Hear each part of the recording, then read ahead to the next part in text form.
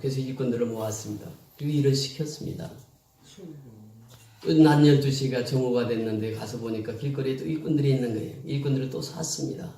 똑같이 한 데나리온씩, 즉 우리나라 말하면 한 10만 원 정도 일당을 하고 일을 시켰습니다. 오후 3시에 나갔는데도 일꾼들이 또 있습니다. 그들을 또 일꾼으로 샀습니다. 똑같이 일당을 얘기하고 일을 시켰습니다. 오후 5시가 됐습니다. 5시에도 나가보니까 일꾼들이 있습니다. 그래서 그 일꾼들도 이제 불러서 주인이 일을 시켰습니다. 6시 일을 다 마치고 결산을 합니다. 맨 나중에 온 사람, 5시에 온 사람은 일을 1시간밖에 안 했습니다. 그런데 10만 원의 일당을 지급을 합니다. 그리고 이제 오후 3시에 온 사람도 10만 원, 정오에 온 사람도 10만 원, 아침 9시에 온 사람도 10만 원을 주는 것입니다. 그러니까 아침 9시에 온 사람들이 주인에게 따지죠. 아니 우리는 온종일 바깥에서 그 뜨거운 햇볕을 쬐면서 땀을 흘리면서 포도 수확을 했는데 어떻게 똑같이 돈을 주냐고. 1시간 일한 사람 10만 원 줬으면 우리는 그래도 더 줘야 되지 않냐고 하면서 따집니다. 그때 주인이 한 말이 있습니다. 내 돈 가지고 내가 쓰는데 네가 무슨 이유냐. 내 돈 가지고 늦게 온 사람들이 이래서 내가 그 사람들에게 도와줬는데 너희가 따질 염려가 되느냐. 내가 선을 함으로 행함으로 너희가 나에게 지금 따지고 있느냐. 내가 애시당초 품삯은 10만 원으로 정하지 않았느냐. 한 데나리온으로 정하지 않았느냐. 그런데 왜 따지느냐라고 했어요. 그러니까 그분들이 따지다가 그냥 돌아갑니다. 그러면서 예수님께서 그 유명한 말씀을 하시죠. 나중된 자가 먼저 되고 먼저 된 자가 나중되는 일이 있으리니 그래요. 이 중요한 것은 그렇습니다. 지난주에도 세례를 받는데 60이 넘으신 분이 두 분이 세례를 받으셨어요. 저는 이 어르신들의 세례를 줄 때마다 참 마음이 뿌듯합니다. 물론 어린 젊은 사람들도 소망이 있지만은 연세가 들어서 이렇게 세례를 받는다고 하는 건 참 쉽지 않는 일입니다. 자기 평생 살아온 백그라운드가 있습니다. 그래서 이 나이 들어서 예수 믿는다는 거 이거 쉽지 않아요. 젊었을 때 또 어린 아이 때는 쉽게 복음이 전파됩니다. 그런데 나이가 들수록 통계적으로 보면은 그렇게 힘이 듭니다. 내가 이제 얼마 안 있으면 죽는데 뭐 예수 믿어도 지금 어떻게 하겠다. 그럼 세례 받지 않습니다. 그런데 연세가 되신 분들이 세례를 받는 그 모습 보면은 너무나도 아름다운 모습이 되는 것이죠. 예수님께 결산할 때가 있습니다. 여기 지금 품꾼의 비유를 통해서 우리에게 말씀하시는데 예수님은 한 해를 돌이키면서 한 해 동안 일한 것을 결산을 하시고 또 분기별로 결산을 하시고 매일처럼 결산하시는 분이 예수님이에요. 예수님 항상 우리가 하는 그 모든 일들을 다 알고 계십니다. 그래서 이 비유를 하시고 예수님께서 자기 속셈을 말씀하십니다. 내가 예루살렘으로 가야 된다. 그러면서 12제자만 나를 따르라. 12제자만 예수님을 데리고 예루살렘으로 갑니다. 근데 예루살렘 가면 대제사장들과 서기관들과 바리새인들이 나를 사형시킬 것이다. 내 죄목은 사형수다. 나를 죽일 것이다. 그러나 내가 십자가에서 죽지만은 사흘 만에 내가 부활할 것이다. 이것이 부활의 세 번째 예고입니다. 이 예고를 하시고 나셔서 예수님께서 이 비참한 비통한 심정으로 12제자와 함께 길을 가는데 그때에 오늘 보면 그 앞절 보세요. 20절로 올라가서 보십니다. 20절 시작. 그때에 세베대의 아들이 어머니가 그 아들들을 데리고 예수께 와서 절하며 무엇을 구하니. 그때에 지금 예수님은 십자가에서 죽으러 지금 예루살렘을 갑니다. 십자가에 사형 받으러 갑니다. 그래 그때에 제자들이 얘기를 하는 것입니다. 그 요한과 야고보의 어머니 살로메가 와서 예수님께 말하는 거예요. 내 아들 둘이가 있는데 하나는 좌편에 하나는 우편에. 다시 말하면 예수님이 임금이 되시면 이스라엘의 임금이 되시면 하나는 좌의정 우의정, 하나는 뭐 국방부 장관 내무부 장관 이거 시켜주세요 하고 어머니가 지금 예수님께 부탁을 하는 거예요. 그 예수님께서 이 부탁을 받고 얼마나 비통한 심정이 있었을까요? 지금 예수님 십자가에 죽으러 가는데 지금 제자들 사이는 무슨 이야기가 오고 가느냐? 자리 다툼이. 누가 높아지느냐? 누가 장관이 되느냐? 장관 되는 자리에 어머니를 동원해서 야고보와 요한이 예수에게 지금 부탁을 하는 거예요. 예수님께서 그 자리는 내가 주는 것이 아니다. 아버지께서 주는 것이다. 그렇게 말씀을 하십니다. 그러면서 오늘 그 말씀하시는 것이 24절 오늘 본문에 보시면 그렇게 말씀하시죠. 그 앞에 22절 우리 같이 읽습니다. 22절 오늘 본문 앞에 22절 시작. 예수께서 대답하여 이르시되 너희는 너희가 구하는 것을 알지 못하는도다. 내가 마시려는 잔을 너희가 마실 수 있느냐? 그들이 말하되 할 수 있나이다. 예수님께서 말씀하시기를 나의 마시는 잔이 무엇입니까? 십자가의 죽음이에요. 할 수 있느냐? 그러니까 제자들은 뭐 마시는 잔 나도 마실 수 있습니다 그래요. 근데 23절에 들어가서 보세요. 시작. 이르시되 너희가 과연 내 잔을 마시려니와 내 좌우편에 앉은 것은 내가 주는 것이 아니라 내 아버지께서 누구를 위하여 예비하셨든지 그들이 얻을 것이라. 누가 얻을 것이라고요? 그들이 얻을 것이다. 그러면서 열 제자가 듣고 그 두 형제에게 대하여 분이 여기건을 이렇게 표현합니다. 그러니까 두 제자가 예수님에게 부탁을 해서 좋은 자리 차지하려고 했습니다. 그런데 열 제자가 그것을 다 들었어요. 듣고 나서 열 제자는 어떻게 생각합니까? 그를 분이 여겼다 이렇게 표현합니다. 그러니까 열 제자나 두 제자는 어때요? 똑같습니다 지금. 이것을 조금 더 구체적으로 말씀하시는데 거기 보세요. 25절 내려가서 보십니다. 시작. 예수께서 제자들을 부르다가 이들을 임으로 주관하고 그 고관들이 그들에게 권세를 부리는 줄을 너희가 알거니와 세상 사람과 똑같다. 예수님이 12 제자를 그렇게 심혈을 기울여서 키웠습니다. 3년 6개월 동안 그들을 이렇게 밤낮 쉬지 않고 가르쳤습니다. 교훈했습니다. 그런데 제자들이 지금 무슨 생각을 하고 있습니까? 예수님이 이스라엘 임금 되면 자기도 한 자리에 차지하겠다고 하는 그 세상 권력, 세상 명예, 이것을 추구하고 있단 말이에요. 예수님이 십자가에 죽어야 되는데 너무나도 상반된 이야기입니다. 여러분 실버스타인의 그 아낌없이 주는 나무를 읽을 때마다 그 생각이 나는 게 있습니다. 그 아낌없이 주는 나무는 그 큰 나무 밑에 소년이 자라게 되는데 소년이 어려서는 그 나무 큰 나무에 가서 놀고 또 때로는 그네도 만들어서 그네도 타고 그렇게 자랍니다. 청년이 됩니다. 청년이 됐으니까 이제는 집에 무엇인가를 일을 해야 되겠는데 나무를 해야 되겠는데 나무를 할 데는 없고 그러니까 큰 나무에 가서 야, 나 가지 좀 내가 끊어가자. 끊어다 우리 불 좀 떼자. 그러니까 큰 나무가 그래 가지 끊어다가 불 떼고 살라고. 그래서 어느 정도 이제 결혼을 하고 집을 짓고 살다가 보니까 이 집을 지으려니까 기둥이 필요합니다. 큰 나무에게 와서 얘기합니다. 나 결혼해서 집을 지어야 되는데 너 그 가지 좀 잘라서 내가 집 좀 지을게. 그러니까 그렇지 가지 잘라서 집 지라고. 그래서 이제 사이좋게 삽니다. 가정을 이루고 삽니다. 그런데 농사만 지어가지고 너무 힘들어요. 그래서 이제 바다에 가서 좀 고기 좀 잡아가지고 좀 풍족하게 살려고 이제 그 나무에게 또 다시 옵니다. 나무에게 와서 얘기합니다. 나무야 나 이게 농사만 지어가지고 못 살겠다. 이게 식구들이 많이 이제 있고 하니까 나 좀 돈 좀 벌어야 되겠는데 배를 만들어야 되겠다. 배를 만들려면 내 몸통을 좀 잘라야 되겠다. 몸통을 좀 잘라가지고 배 만들어가지고 나 우리 가족 좀 먹고 살게 하게 해달라고. 그러니까 나무가 그래 그럼 몸통을 잘라가지고 배 만들어가지고 그 가족 먹여 살리라고. 그래서 이제 몸통을 잘라가지고 배를 만듭니다. 배를 만들어서 이제 항해를 하면서 고기를 잡아가지고 생계를 유지하는 거예요. 그러고 났더니 어느 날 백발이 되고는 만 것이 머리가 하얗게 됐습니다. 그러면서 이제 돌아와서 보니까 그 큰 나무는 그루터기밖에 없어요. 그 그루터기에 딱 앉아서 인생을 회고합니다. 지금 이 작자가 지금 말하고자 하는 것이 무엇입니까?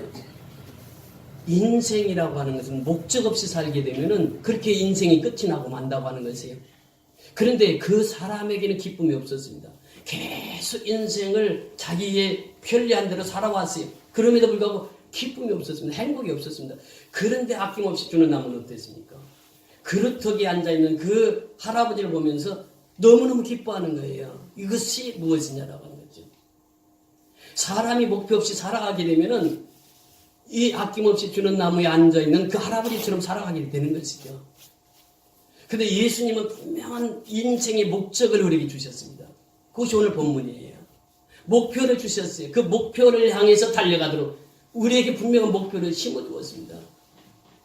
그래서 예수님께서 오늘 본문을 쭉 이끌어오시는 거예요. 예수님 그 목적을 향해서 끝까지 달려왔습니다. 그래서 예수님은 십자가의 죽으심이라고 하는 것이 아버지의 뜻이었고 내가 할 수 있는 최고의 인간을 위한 배려였기 때문에 예수님은 그 십자가를 지십니다. 사형수 이거 무서워하지 않습니다. 죽는 거 무서워하지 않습니다. 이거 아버지의 뜻을 이루는 길이기 때문에 그 길을 가는 것입니다. 오늘 우리가 한 해를 돌이켜보면서 우리는 하나님 앞에 결산할 것이 무엇인가 우리는 되돌이켜 봐야 됩니다. 내가 인생을 목적 있이 살아왔는가, 목적 없이 살아왔는가.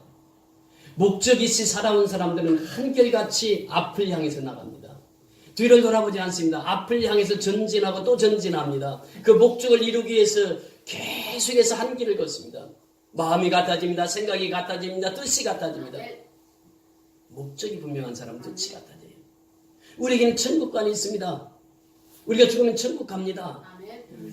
지난주에 세례 받은 사람들 다 천국 갈 수 있는 거예요. 티켓을 받은 거예요. 천국 티켓을. 그러니까 세례 받고 이제는 천국을 향해서 달려가는 거예요. 달려가다 보니까 목적이 하나고 뜻이 하나고 생각이 하나가 되는 거예요.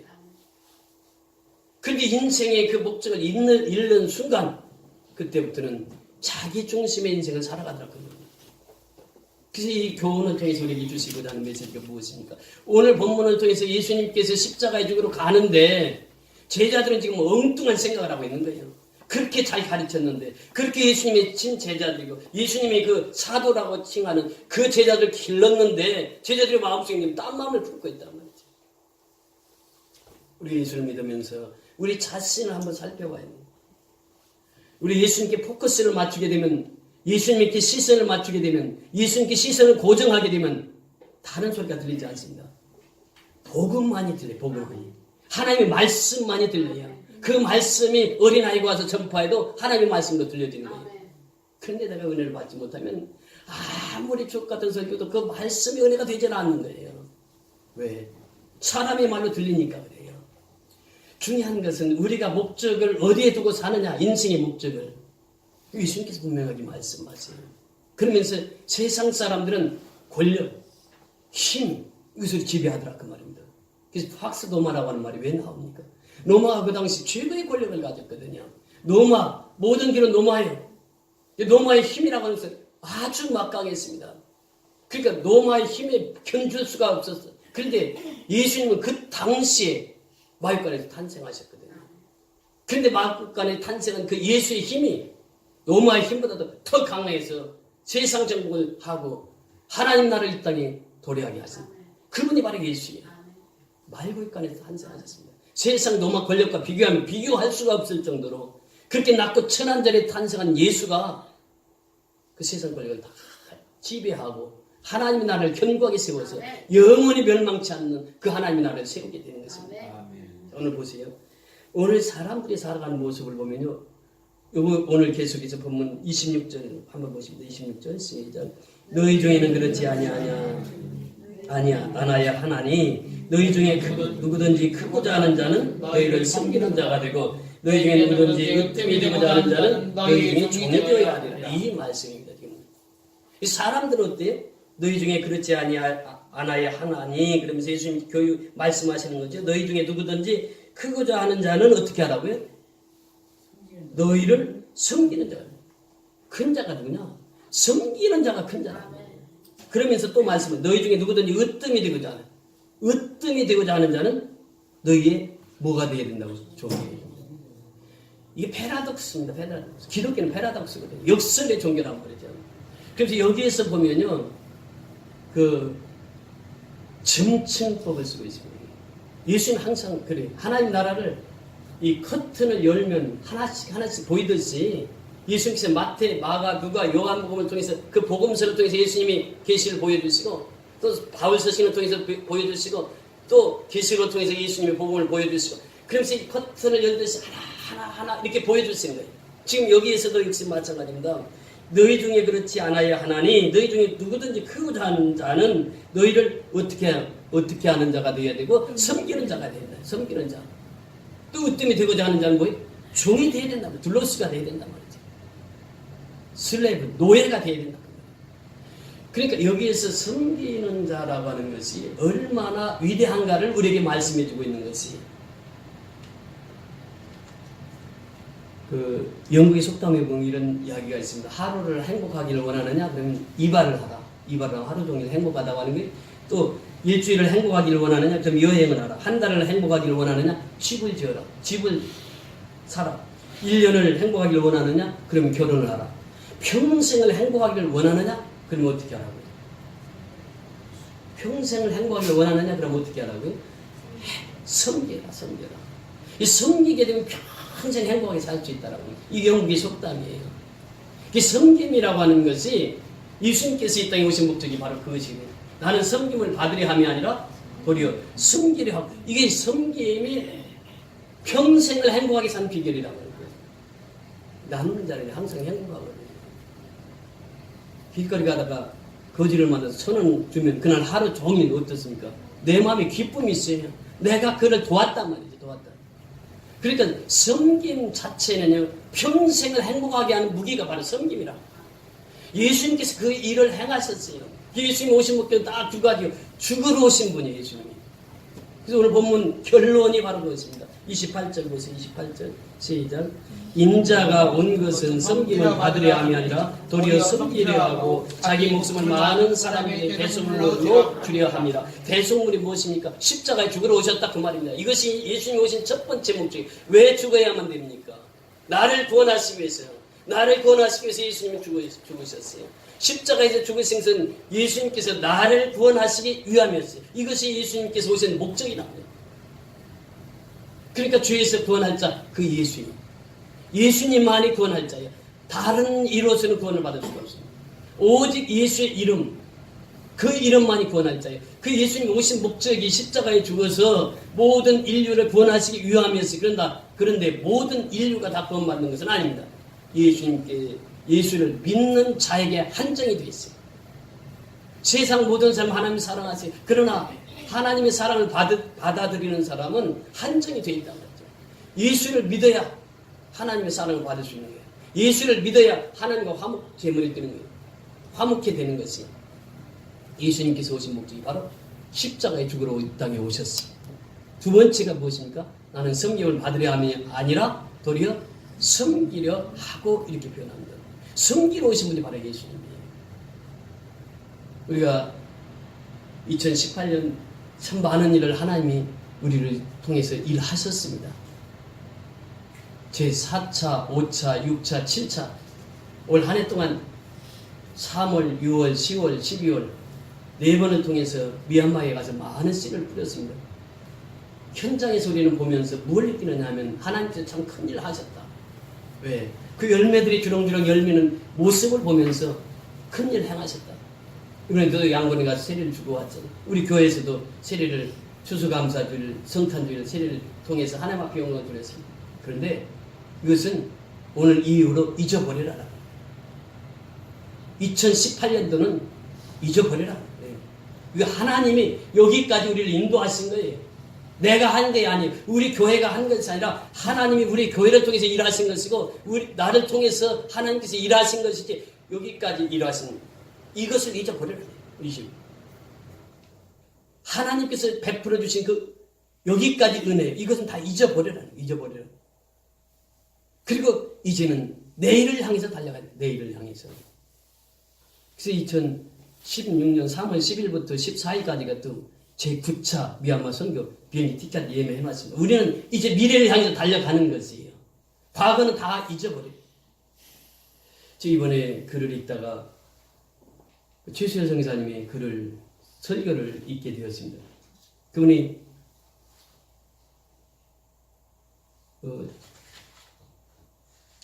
설교 중에 그런 설교를 하셨습니다. 제가 그 책을 읽으면서 참 많은 은혜를 받았는데 1957년도에 그분이 설교한 내용입니다. 57년에서 58년 요 사이 제가 57년도 태어났는데 그때 설교한 내용이에요. 그 설교가 뭐냐 57년도에 이 땅에 오셔서 최수정 선생님 하신 일이 참 많은데 그중에 제일 크게 하신 일이 그리스도 대학을 세운 일입니다. 그때 57년도에 기반을 다 닦아놨습니다. 본래 57년 4월 19일이 그리스도 대학의 기념일이 돼야 되는데 다 준비는 됐어요. 준비는 됐는데 뭐가 부족해가지고 1년을 늦췄습니다. 그래서 개교 기념일이 1958년 4월 19일이 되는데 그때 한 설교예요. 그분이 57년도 얼마나 일을 많이 했습니까? 대학을 세우는데 그 모든 에너지 다 쏟아서 그 대학을, 그때 선교사들도 반대하시는 분들이 많았습니다. 근데 이분이 이미 그 사회사업을 하면서 앞을 내다봤거든요. 그때 김포공항이 생기고 그 공항이 이렇게 생기니까 그때 이 당시에 그리스도 대학교가 땅이 서울 땅이 아니었습니다. 경기도 김포군 그래요. 양동면 뭐 그렇게 나갑니다. 그러니까 땅이 이 논값이 이게 아주 허위값이었습니다. 그 15,000불을 주고, 그러니까 그 대지 지금 강서구청도에 등촌중학교까지 그 일대를 다 사셨거든요. 15,000불 가지고. 그러면서 이분은 공항이, 김포공항이 여기 났기 때문에 반드시 여기는 개발이 된다. 그래서 그 땅을 삽니다. 이분이 사회사업을 했거든요, 전공을.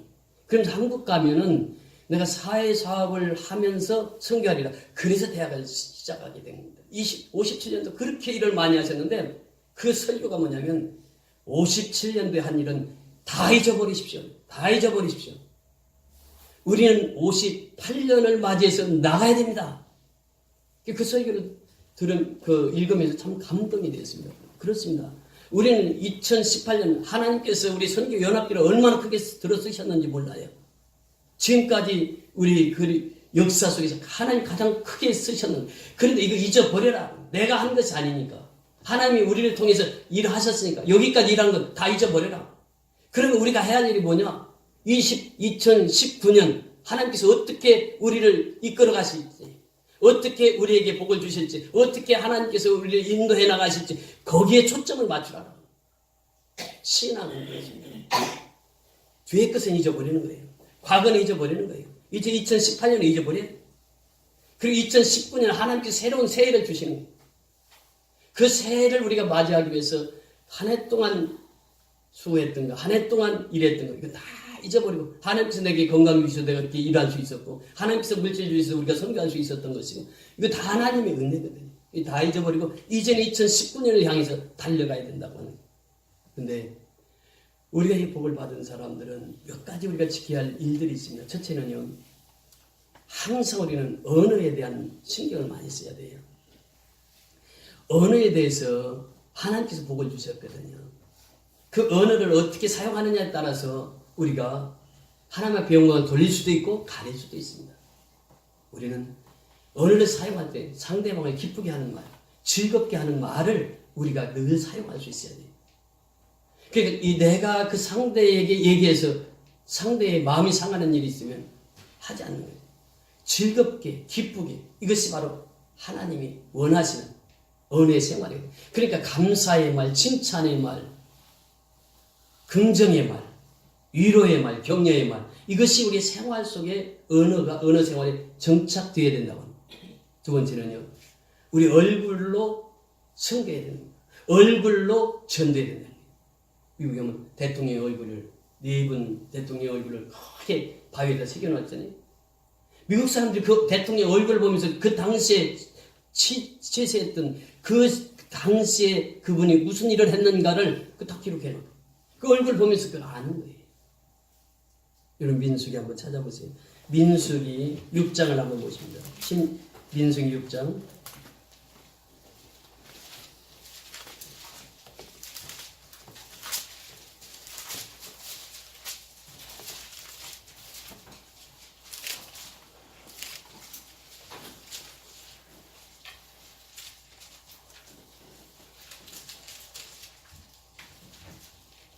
24절에서 26절까지 보시면 민수기 6장 24절에서 26절로 다 같이 한번 찾아서 합독하십니다.